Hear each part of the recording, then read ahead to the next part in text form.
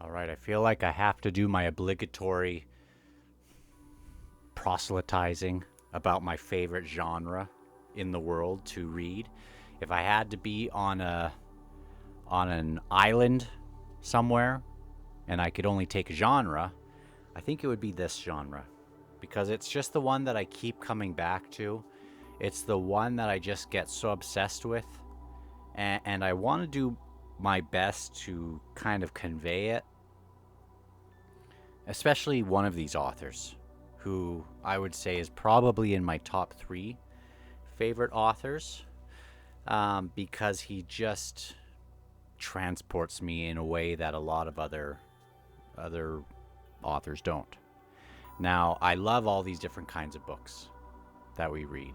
I've been getting more into fantasy and sci fantasy, which is more of a structured, like, hero's journey or whatever. Very character driven. Sometimes has this big, exciting, explosive ending, and I've loved it. But when it comes down to it, what I enjoy reading and kind of pound for pound, what I enjoy is this specific genre. And I don't know if it's atmospheric sci fi, but this one author does it the best. Other ones who do. Now, I haven't read too much Philip K. Dick, but he has been very influential. Ubik is a standout. I think of things like Ringworld. I've been reading Jack Vance more, and obviously The Blue World, other things like that. Clifford Simax. Maybe that's not even how to pronounce that city. But my favorite author in the genre, and I want to feature, and it'll be best to kind of feature him, I think, through this one novel and why it works for me so well. I've talked about it a million times, but I think I need to add a few points at why, because I don't know if I've given it a very good shot at it. So my favorite author in the genre, and I have more up there, is Arthur C. Clarke, known for things like 2001, Space Odyssey, Childhood's End, and my favorite is Rendezvous with Rama, even though I love all of them. I love all of them, and I'm restarting 2001, A Space Odyssey tonight because of the same sort of thing where it's really absolutely about the journey with his books. Now, you get some things like Childhood's End, which ends, with a bang, and it just gets more and more kind of crazy and wild. And a lot of us have watched the movie or read the book, but and we have things like, again, like the Songs of Distant Earth, and you have these covers as like, these classic sci-fi covers, which I just love. Classic stories, The Wind from the Sun. And I have copies, the Arthur C. Clarke books. I tend to collect different copies when I see them. I just pick them up at the used bookstore when I see a new one. That's my favorite one there, of Rendezvous with Rama. Now, I want to talk about this book one more time, and I'll try to leave it.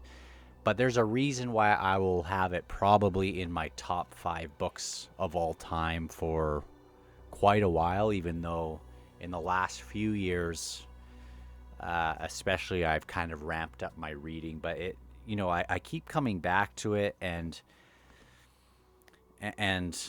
I've been looking to do another reread of it for a certain reason, and there's a movie coming out, I think, about it. This is the reason, though, why I love it so much. And it has to do with the ending. Now, to get there, and this isn't going to spoil it for you, but if you're going to go into it, I think it's kind of important a little bit to know what you're getting into, so you don't, especially if you're coming into it coming from like Sun Eater, Malazan, or Wheel of Time or whatever, because it so is not that.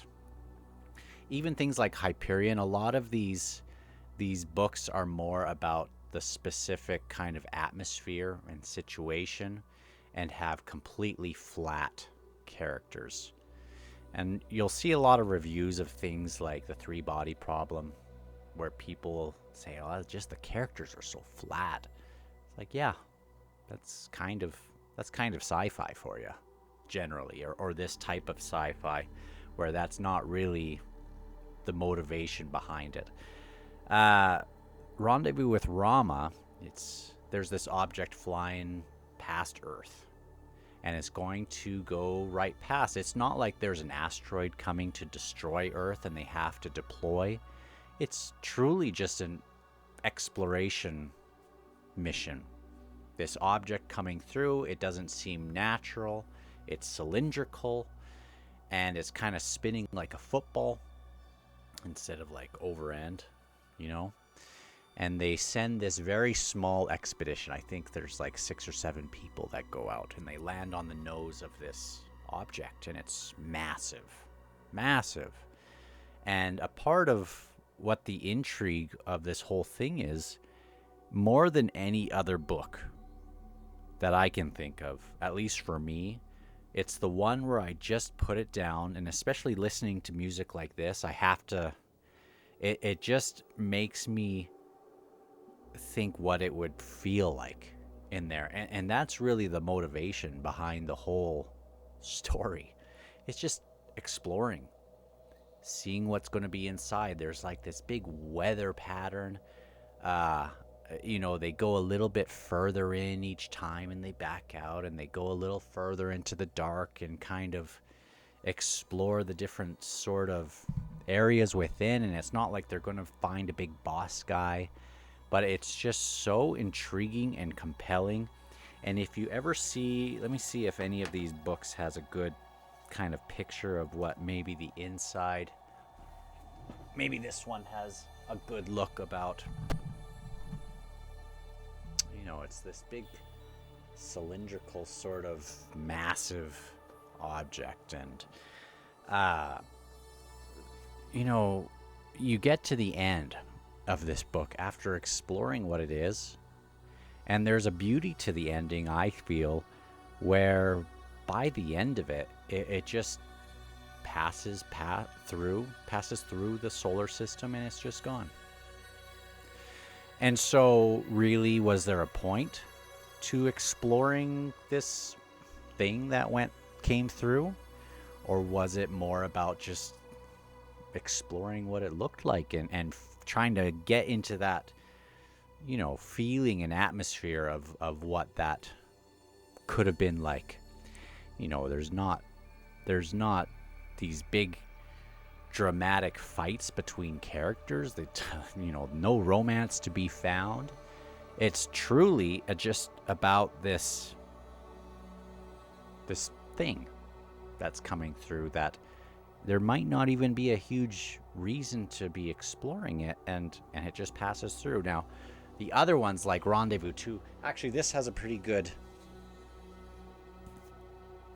picture of, maybe, it's very hard to tell, but those could be kind of structures. And anyway, all of these books have a different sort of view of what they look like.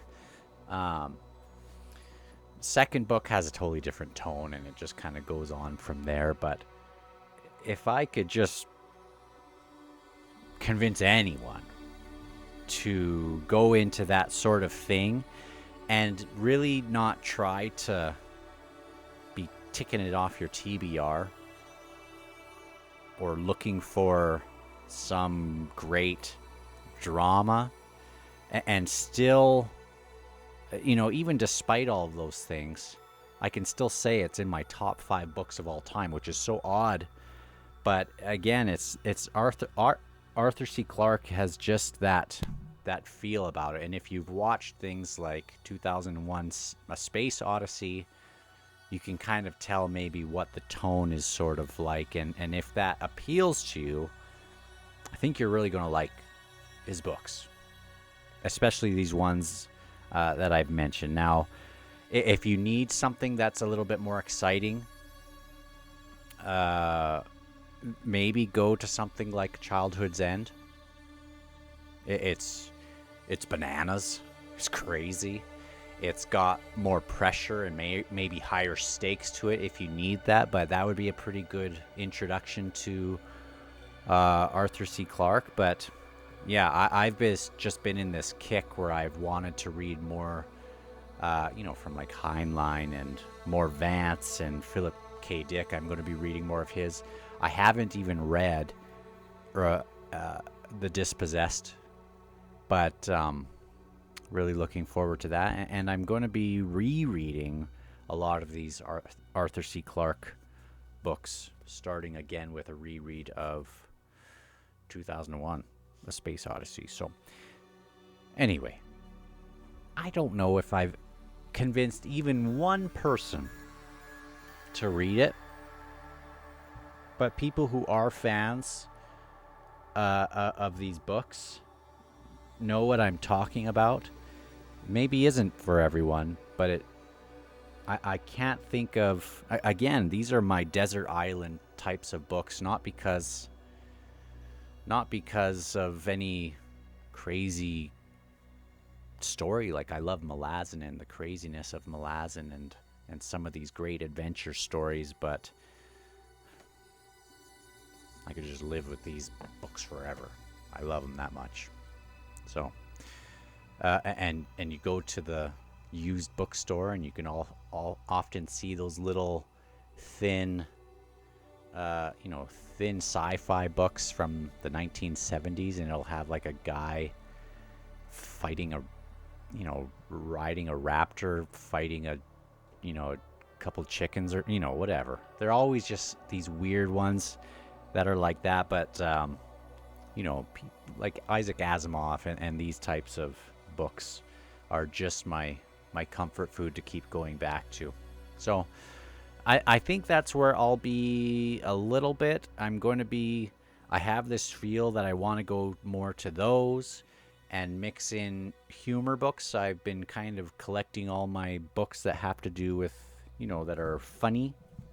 Like A Hitchhiker's Guide to the Galaxy. And I need to keep going on with Discworld and this Dungeon Crawler Carl. And then mixed in with that, I would like to get into, obviously, more of, maybe stuff like Ryan Cahill's fantasy, mixing it up again. But I hope that I can convince a reader to try some of these classics that are that have just influenced so much, right? So again, my next 3 books I think I'm going to read are probably a reread of of 2001, Hitchhiker's Guide, and Ubik, wherever I find that. Maybe Flowers of Algernon, things like that. I've been looking to do that, but I know a lot about that one. And then maybe getting to Gene Wolfe's stuff. I wanted to get to Jack Vance and some of that before I got to Gene Wolfe, because I sometimes like to get to some of the ones that sort of influenced before getting to the things that were influenced. Whatever. I'm an idiot when I talk, but I hope this made sense. So talk to you guys later, and I hope that you can find some time to pick up one of these books. They're short. They're short. Like Ubik is 200 pages. Totally worth your time. Rendezvous with Rama, under 300 pages.